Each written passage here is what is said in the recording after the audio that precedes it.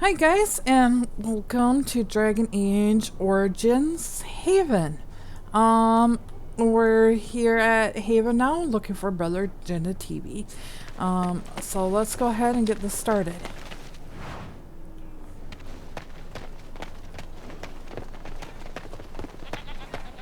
What are you doing in Haven? There's nothing for you here. Okay, that's not in my ear here. So this is Haven. What do you want? Is a Brother Chantry here? Who? Perhaps revered Father Eirik will know of whom you speak. Unfortunately, he's ministering to the villagers at the moment and cannot be disturbed. Revered father? I've never heard of this. It's always been thus in Haven. We do not question tradition. And are your traditions very different from ours? Our ways are not the ways of the lowland cities. Have you heard of the Urn of Sacred Ashes? The urn is nothing but a legend. Brother Chantry's research suggests that it may be more. I do not know who Brother Chantry is or what he says. However, I'm sure people can convince themselves of anything. Why do you have a revered father? Priests are women. It's always been thus in Haven. We do not question tradition. Very well, excuse me. You may trade for supplies at the shop if you wish. Then I suggest you and your companions leave. Did it just get a lot colder, or is it just me? No, Alistair. Your intuition is pretty good. Something's going amiss. Hi, buddy. See anything interesting? Yay, wine. Thank you. Oops. Turned that a little sharp, didn't I? Okay, Death of a Templar. The dry, dusty air swallows up salty drops that splatter its surface. A tiny insect paws, sensing the vibrations, and scurries off, leaving behind its invisible enemy. As the drops fall, the dark circles merge together, expressing a mirror to the creators. The primal emotions of the blood loss and sorrows blend into a lethal cocktail that breaks the strongest of men. The jurisdiction of strength must be left to the spirit, not arm nor chest. Only the wisest turns to his inner sanctuary to partition the mind from an all-consuming madness. Seductive voices whispering promises of glory, weighting down the weaker path of flesh, bringing a death far worse than that of hot lead or steel. These blank, hollow promises will echo the unfathomable eternity. Living the comfortability amongst material possessions, it is easy to misunderstand the true meaning of the uncontrollable hate. Failing to understand the powers of fighting against pure, unfathoming beliefs, against foes that listen only to their souls, uncontrollable hate, influence, and thus removed from insolence. The scars is permanent and internal. The rain, now red, feeds the depth owned for actions past, sinking further into the earth as the mind draws slower. What is it that drew himself, to this situation? The mind ebbs and parts to a lingering memory of true innocence. He entered war as a newborn, enters the world, unknowing of both the horrors and the light of the Maker that will save him. The sounds of metal sliding along leather comes from above him. From the second he was born to the processing and the analyzing knowledge and experience. It is true that he thought he could be wise in his own eyes, but only the most humble recognizes that he knows very little. Bias, speculation, and all of the false pretense make way to the sound of the sweeping steel, and then finally his soul. as ready as his eyes dry from the final understanding, enters his promise of its purest form. From the Death of the Templar by Andrew, Knight of Andraste, and the Temper Archives. Archicus, 9-4 Dragon. Okay. That's root.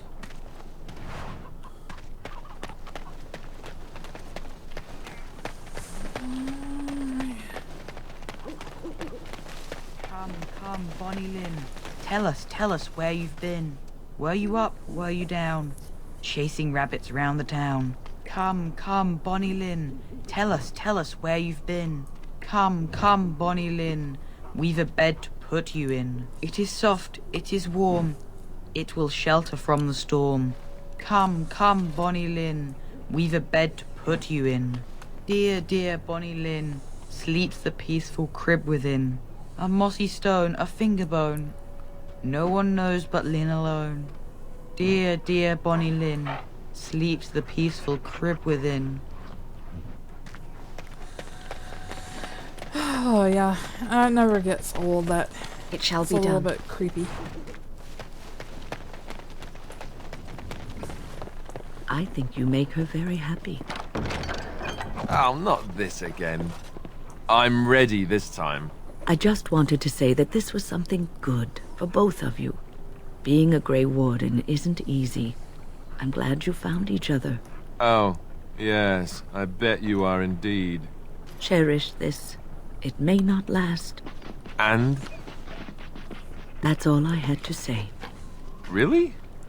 No pinching my cheeks? No making me blush? Of course not. I like you, Alistair. You deserve to be happy. Not even pinching my cheeks a little?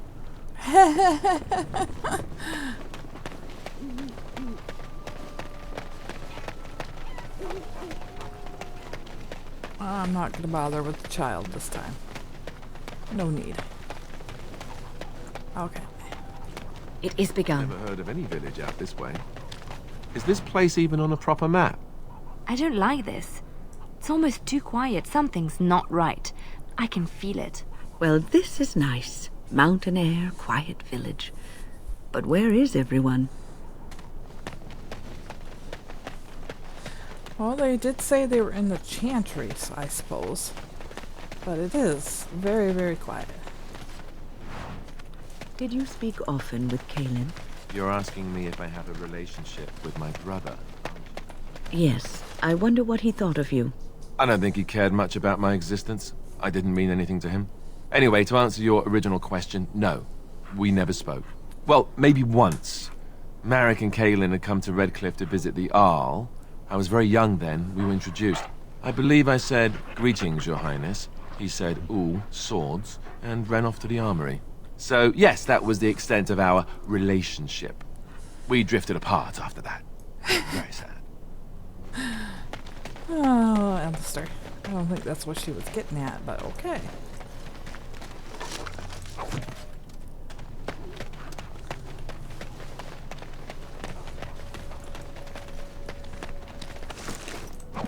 More elf fruit.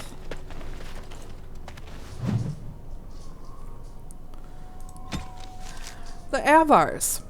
Driven across the Frostback in ancient times, the Amaranthi tribes split into three groups. One settled the Ferelden Valley, one was pushed into the Kokori Wilds, and the last returned to the mountains. Modern Ferelden bears little resemblance to the Amaranthi ancestors, and the Chaasen remember a few of their traditions, but the Avar have changed little throughout the ages. Like the Chaasen, the Avars are not a united people. Each tribe fends for itself and is beholden only to its thing. They still follow their own gods, Korth the Mountain Father, Hakon Winter's Breath, the Lady of the Skies, as well as dozens of animal gods never named to outsiders. Nothing lasts in the mountains. Wind and rain eventually eat away the strongholds. Valleys that were arable one generation are locked in year-round ice the next. Game is consistently on the move. Even amongst themselves, Avar make no absolute promises. They wed by a tradition in which the groom struggles to untie a tightly knot roped with the bride singing a hymn to one of the gods. However many knots he has undone by the time her song ends is the number of years she will spend with him. Lowlanders often forget that there is no such thing as a permanent alliance in the Frostback. From Ferelden Folklore and History by Sister Brother Chantry Scholar. Very interesting. How many knots do you want to unlock to stay with this woman? I shall do it. Level up.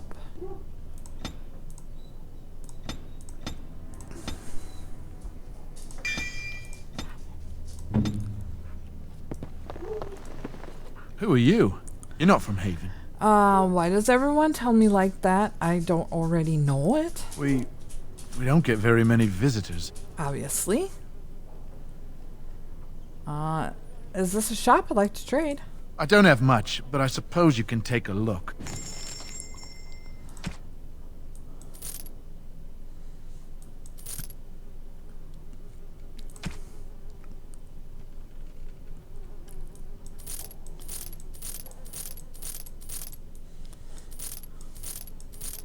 I don't need any of those. Oh, I have that to take yet. That's what dog gave us. You don't have any more gifts in here.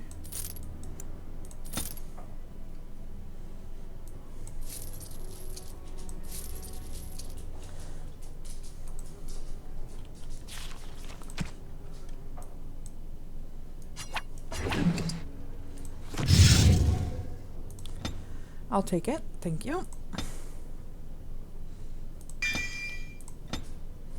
Perfect. Okay. Back out. Very well. Alright, we're gonna go back down into this other little building.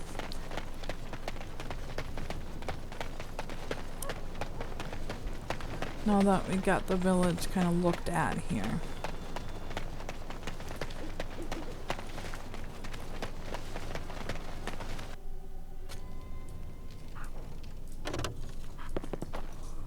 It shall be done. Another love note. How many do we have here?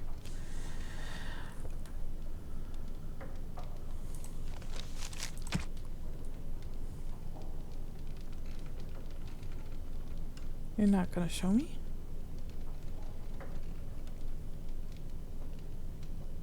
Oh, right there. Love letters. We have 7. This altar appears to have been recently a pool. Blood remains running over the sides in a dark vessel. I was not expecting to find something so unsettling. Used for food preparation, perhaps? Yeah, I don't think so. I'm just trying to be optimistic. The other explanation is slightly more disturbing.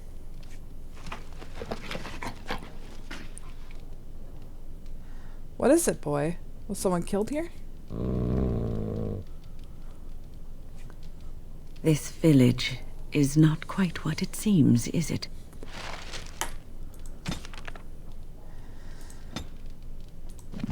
Yup.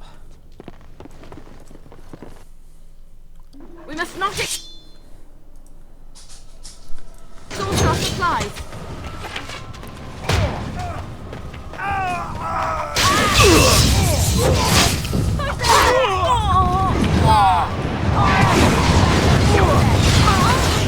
Come on, girl. Oh.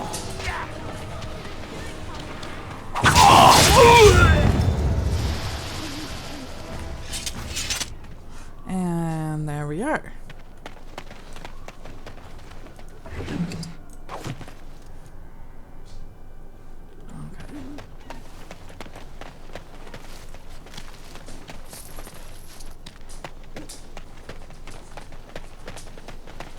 fight again here.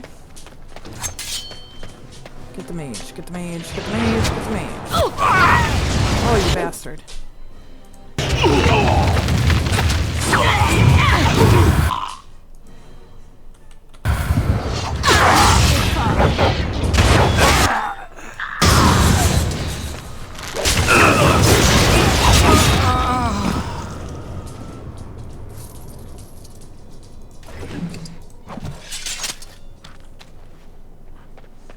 We good? Okay.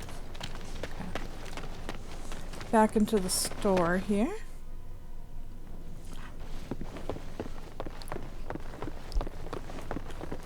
As you say. It shall be done. The armor and clothing left on the dismembered man indicates that he was a Red Cliff, one of Arl Eamon's knights.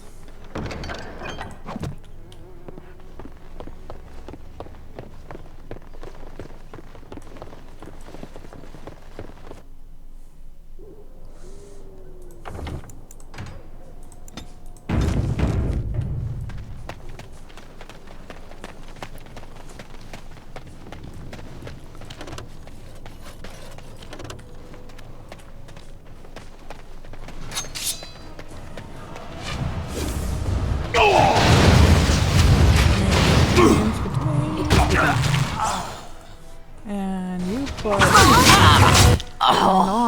naughty thing on me. It shall be done. Damn you!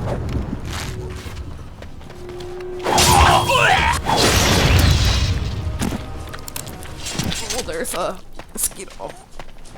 And I missed it. Oh well. We'll get her.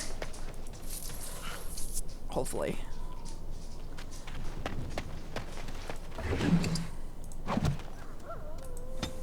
Okay.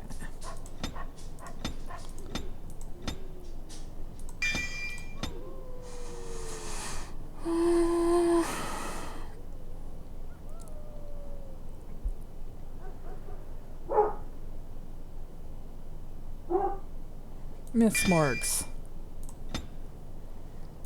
My friend.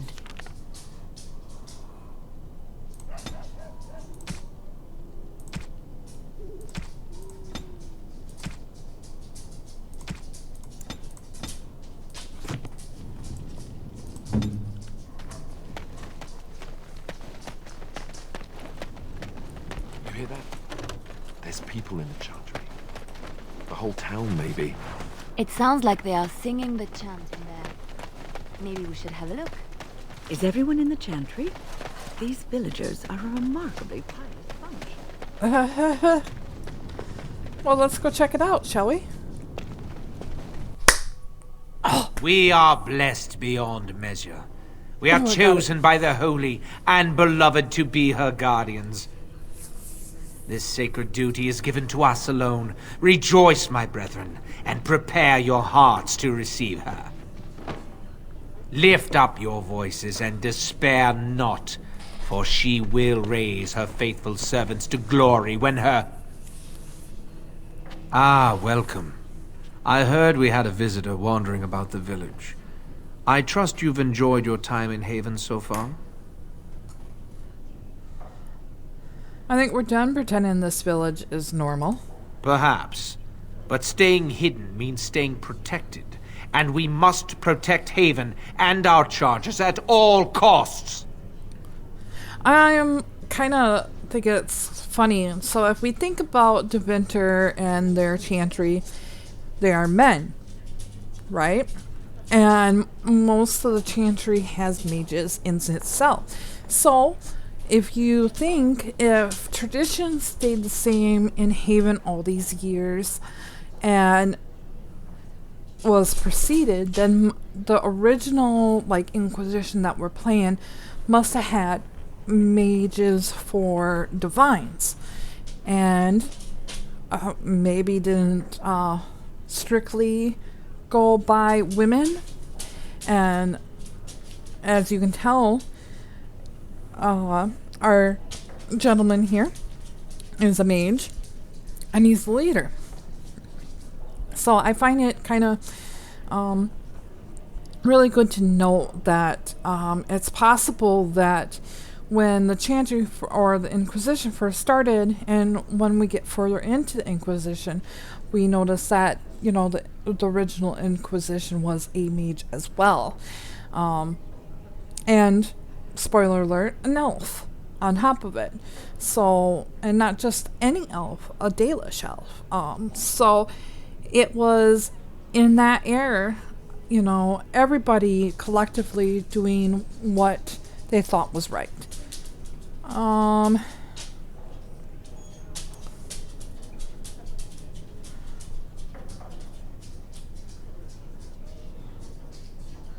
Let's see. Where's Brother Genetivi? What are you protecting? We don't owe you any explanations for our actions. We have a sacred duty. Failure to protect her would be a greater sin. All will be forgiven.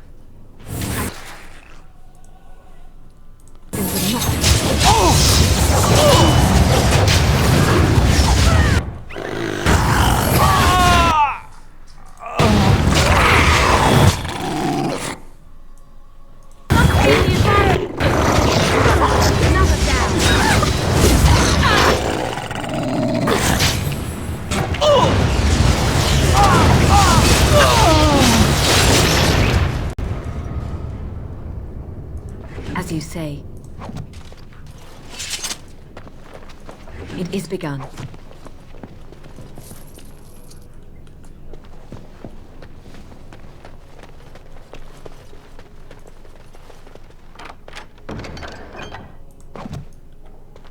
Oh, goodness. Alright. This is... Okay, I want to put that on Miss Morgan here.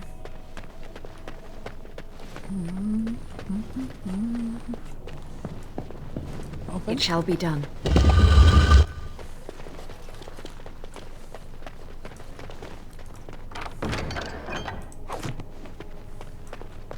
As you say. Brother Gentivi. Who are you? They've sent you to finish it.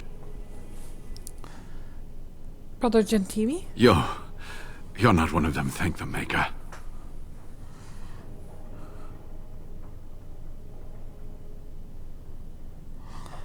I thought I'd never find you. I suppose it's not my time. Though I've begged for death several times over the past few... The leg's not doing so well, and I can't feel my foot. Wynn, can you help? I can set the leg and ease some of the pain, but he'll need a lot of rest in order to heal. I don't have time to rest now. I'm so close. The urn is just up that mountain. I need to find the ashes. The Arl Eamon gets sicker by the day. The Arl is sick. Will he live? The Arl was poisoned under Loghain's orders. Politics never did anyone any good. Thank you. The Arl is a noble soul. But the ashes will surely cure him. Haven lies in the shadow of the mountain that holds the urn. There is an old temple there built to protect it. The door is always locked, but I know what the key is. Iric wears a medallion that opens the temple door. I've seen what he does with it. This medallion? Yes, that is your key. Take me to the mountainside and I will show you. Are you sure you can make the journey? It is not that far, and will you let me lean on you? For the urn, any pain is worth enduring. Alright, let's leave now. Good. Help me up here. I'll try not to slow us down. Oh, you're not limping. That's positive. So, I normally go through all this and you can tell him about Waylon, but he's going to find out anyway, so we're just going to skip that part and continue forward. Codexes. Brother Ferrandin Genetivi. As is the duty of all true sons of the Chantry to make the chant heard from every corner of the world, I made it my mission to find as many corners of the world as possible. The Maker can hardly expect us to do one without the other. From In Pursuit of the Knowledge, The Travels of the Chantry Scholar by Brother Chantry. Brother Chantry is one of the Chantry's most well-known scholars, primarily on the basis of the stories he has published, which many of his commentary dismiss as fanciful. Of his travels across the lengths and breadths of Thetis, he travels, and rather too curious nature led him to a study of folklore, which gave him the notion that he could track down the most debatable of all artifacts, the Urn of Sacred Ashes. He announced that he found what appeared to be the trail of the urn, left in legends of the regions through which it has passed from Monrathis on its way into hiding. And as it appears, he's been right. The final resting place of Andraste lays at the summit of a remote mountaintop. Okay.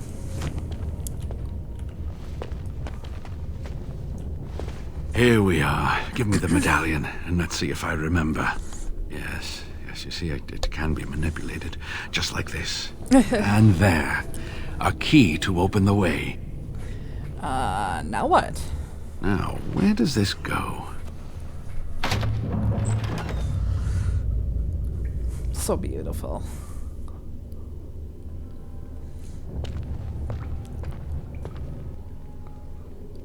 Oh, what I would give to have seen this hall in all its splendor, as it was meant to be. Still, sweep away the ice and the snow, and traces of beauty remain. Mm-hmm. You need to stay alert now, brother. I'm sorry, what? I was a little distracted, I apologize. These carvings were created just after Andraste's death, and they may reveal things about her life that we do not yet know. I think I need more time to study these statues and carvings. You want to stay here? Is it safe? I could not keep up with you with my injuries. I should be safe. I don't think there are any villagers here. Go. I will be all right. Perhaps my destiny was only to lead you to the urn. Is there anything I need to know about the temple?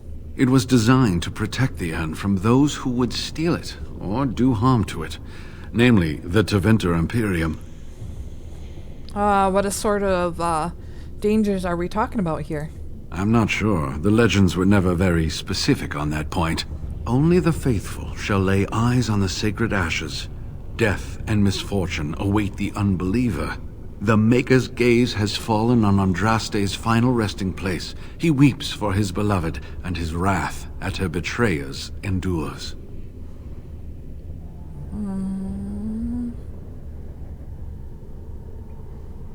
The Maker is here? That is what the legend says, and the Maker may indeed watch this place. Read between the lines, however, and you'll understand that it is merely a simple truth draped in hyperbole and metaphor. After all, no one wants to hear, Willie toiled for many a year to perfect the curious mechanisms that would send a sharpened spike up the arse of the unwary intruder. Oh, God. I love that line. It gets me every time. Cunning. I think my decision to stay here was the best one, don't you? Definitely, I'll be back soon. I'll be right here if you need me. Now I need something to write on.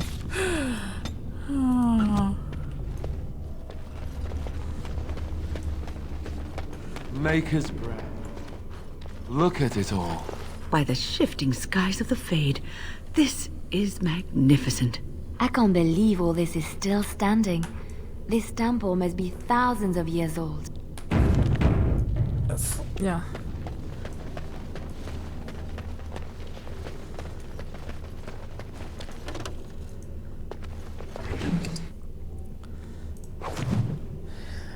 Alright, new codex.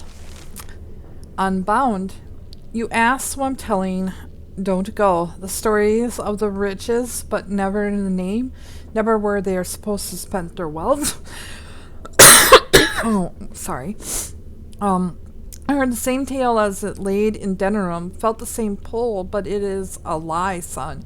They may paint a trail, but once you're on it, does it lead to the beast or back to you? Unsigned letter, father to son. As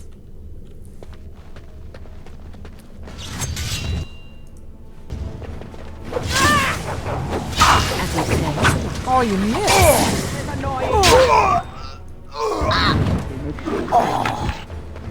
Okay. It is begun. We're gonna need that. Thank you.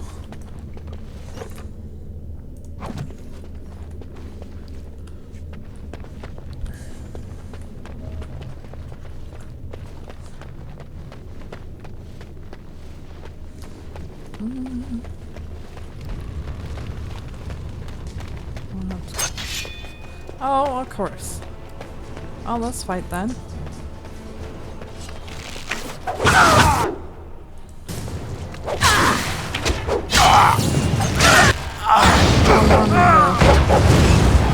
Not quite. Plans for me.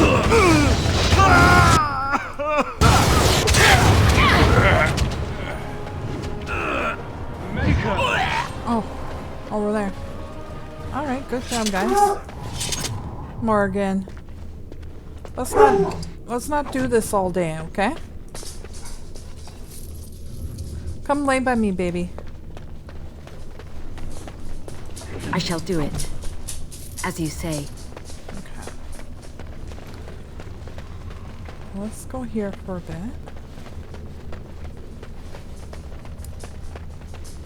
There's nothing in there. That one's locked. Books. Oh, I would love to spend a day here. Old books. You think any of those might still be readable? I don't suppose anyone would mind if I borrowed a book or two.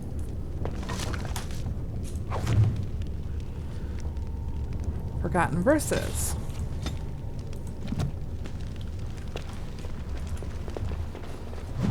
The old gods. Excuse me again. Oh, it's like cold and this morning. The lovely weather's of Wisconsin. Okay. Dumont, the dragon of silence. Ezekiel, the dragon of chaos. Toth, the dragon of fire. Undoral, the dragon of the slaves. Athermel, the dragon of beauty. Raziel, the dragon of mystery. Lucan, the dragon of night. There were 7 old gods, great winged dragons, that were said to rule over the ancient world. The Chantry maintains that they are responsible for the original sin, that they turned humanity away from its true creator through deceit. Humanity's faith falters, and thus the Maker turned away from the world, but not before trapping the old gods in an eternal prison beneath the earth as punishment. Scholars assume that the old gods must indeed have been real at one point, but most agree that they were likely actual dragons. Ancient high dragons are a magnitude not known today and in present enough to frighten ancient peoples into worshipping them. Some even claim that these dragons slumber as a form of hibernation, not as a result of the Maker's wrath. Regardless of the truth, legends maintain that even from their underground prisons, the old gods were able to whisper into the minds of men. The Archon Thanos, first of the Magisters, who claimed to have contacted the old god Dumont, used the blood magic Dumont taught him to attain incredible power in Devinter, and declared himself the ruler of an empire. In return, he established the first temple worshipping the old gods, and the dragons became adequate everywhere into the imperial power. To date, 4 of the gods are said to have risen as corrupted archdemons. Dumont, the first and the most powerful, was slain at the Battle of Silent Fields. Ezekiel fell at the Battle of Starkhaven. Toth died at the Battle of Hunterfell, and Ardor was felled by Garnal and the legendary Grey Wardens at the Battle of Aslan. The archdemons have been identified only after years of argument among the scholars, and to this day it is unclear whether the archdemon were truly old gods and not simply dragons. All that is known is that the Darkspawn hunt for them deep underground. If they are truly old gods, as many scholars believe, then we only have 3 blights remaining. When all old gods have been slain, however, what will happen? Will the blights end forever and humanity earn forgiveness from the Maker at last? We shall see. From the Old Gods Rise Again by Sister Mary, Chantry Scholar, 850 Blessed. Okay, so 4 of them questionably have been taken care of. Now we can add this one, the 5th blight, and I can't remember which god it was. Which god was it? I'm not quite sure. But then, Corypheus is part of the Manchesters too, or is it not? I don't know. I get confused with this, but anyway. We'll read those once we've received all of them.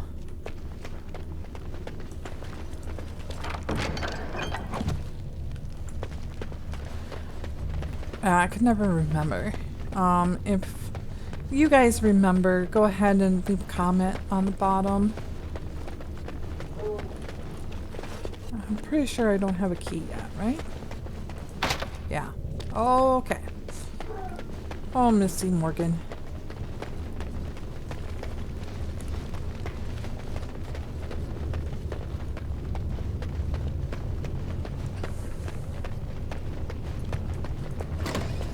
I'm freezing. I'm gonna have to put my heat on for the next game. We're getting ridiculous in here.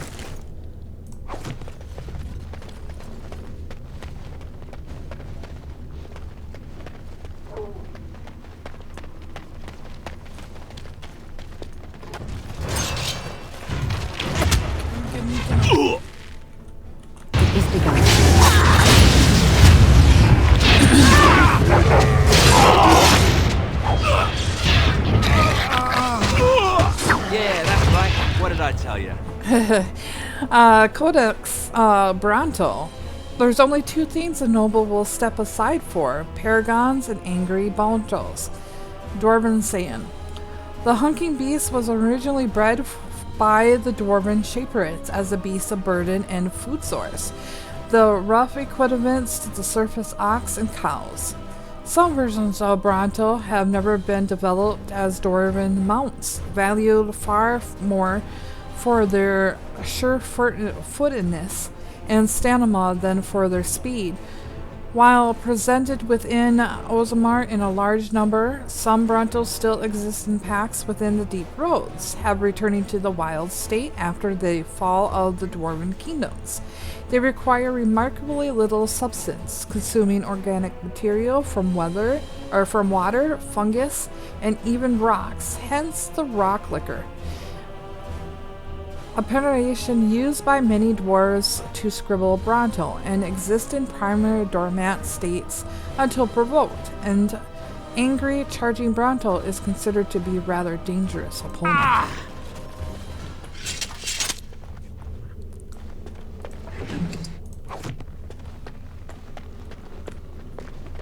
Look there, a cunning trap.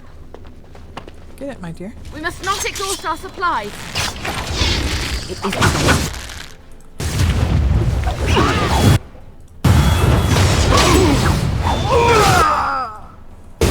Now we go back.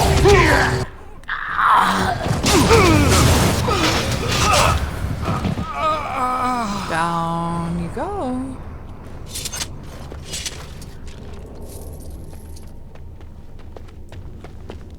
I shall do it.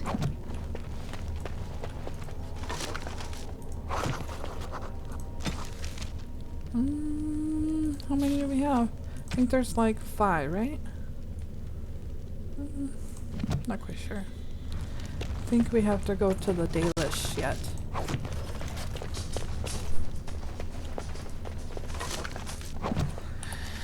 Alright, speaking of arrows.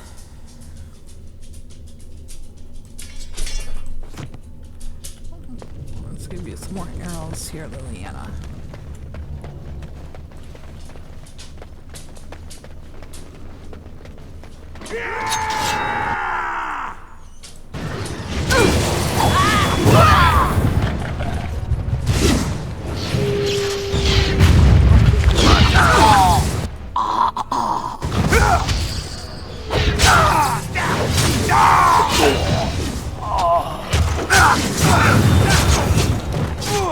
Let's go. Oh, you already did it. Damn you.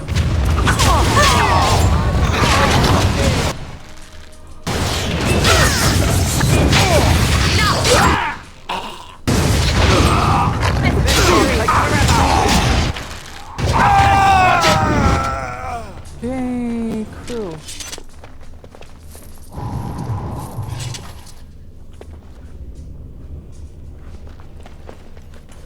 Okay.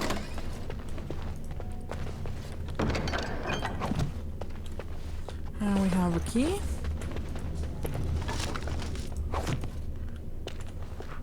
Alright. Book.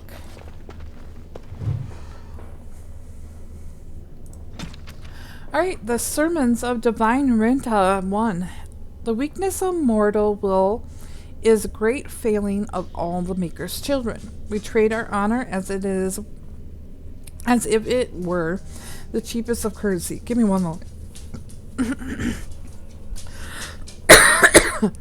We do not understand what integrity is or what it is truly worth. From the ignorance original sins was born. At some time, each of us have thought, what does it matter if I keep hold of my integrate? I am but one mortal. I am powerless. How blind we all are. The virtue of the single slave destroyed the Demeter Imperium. The dishonor of one man drove the Maker from our sight. I tell you truly, nothing but the integrity, there we go, finally figured out how to say that word, of our hearts will win the love of the Maker back to us. It is all the power we shall ever possess to change this world for good or for evil. And yes, integrity goes a long, long way.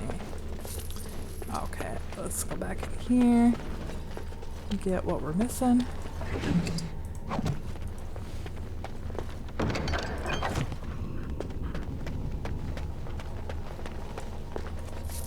Alright, I believe that is it. So, oop, wrong one. Now turn.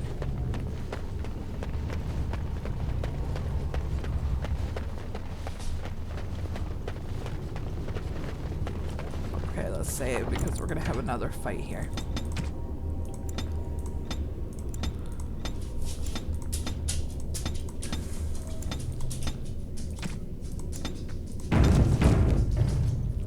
Alright.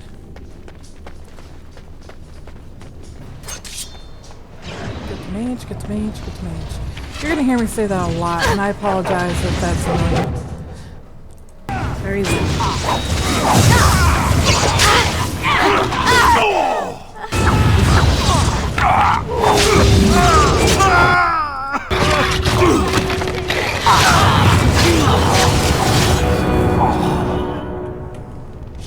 Liliana, you leveled up quite nicely.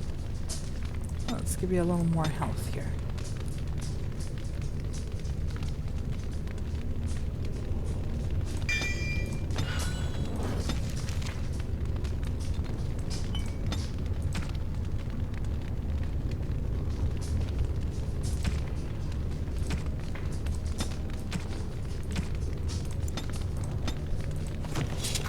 It shall be done.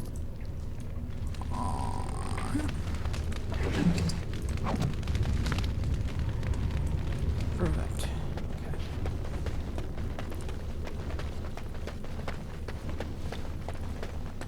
Open it up. I shall do it.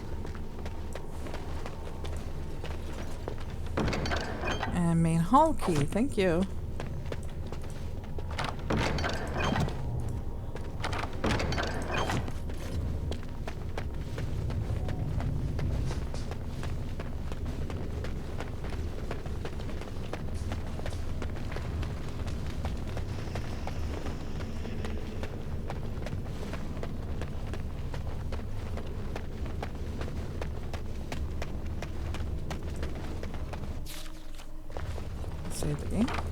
I shall do it. Alright, let's do this. Oh, you.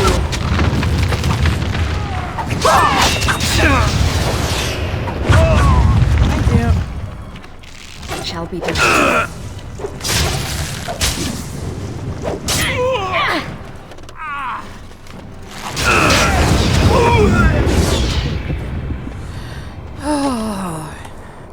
Annoying hexes. I shall do it. Do the brazier. The Holy Brazier. The brazier that stands atop of the stairs in the Great Hall of our temples has always been something of a mystery to us.